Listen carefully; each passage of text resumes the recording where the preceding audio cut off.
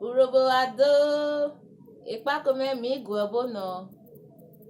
agogo lo leri gesmesi wokikweje mama na begano mejenero n'ogene biko osuamane kweje wote ukpekpokpo na karwa na oderi Jesu ise meberile odemeyese oyono Kristi antikristi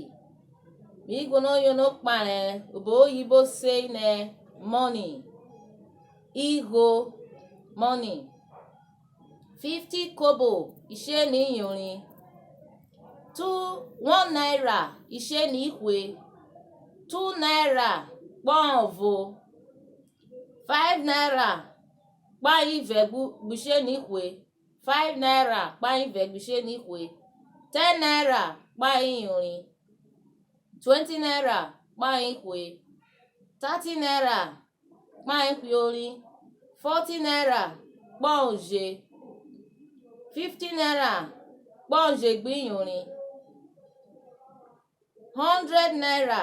ubro esiso 200 esisovo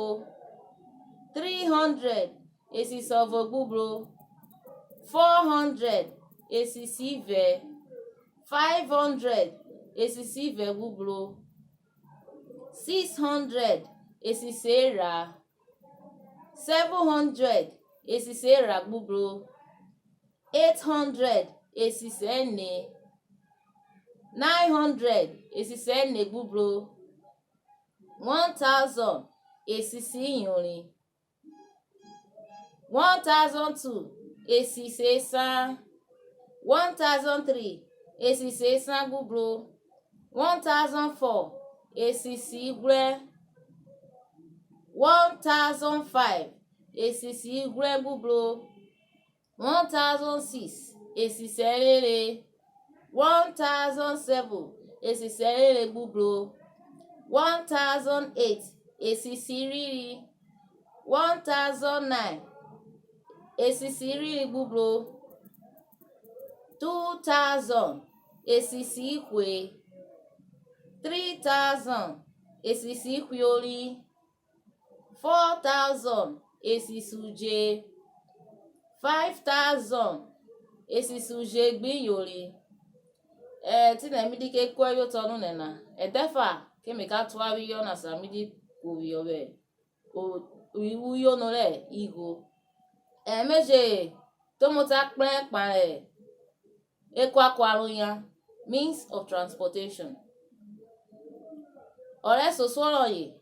1 leg owo 2 horse iyesi 3 camel ekrekete 4 bicycle ijigere 5 motorcycle ijigere rare 3 tricycle that is keke popularly known as keke ijigere rare vawera car oko oto canoe oko boat oko ship okuna sea barge okorogwa sea barge okorogwa warship okorofomi train oko erare aeroplane oko enu tinemidi kubiyonune edefa amarika tuwabiyo na sara limidi kubiyonune ebiko eje yonu robo na eji gari robo weru robo lere asaware va eje umako were aware si awe ide jefe robo na odi awe ikwo robo ma di asabo efe ikwofa o efe yibo ke awe je o ati ofu ka mari ikwo robo eje yonu robo na eyone ma mari robo na lere awoju robo na lere efe robo na owo jegro wado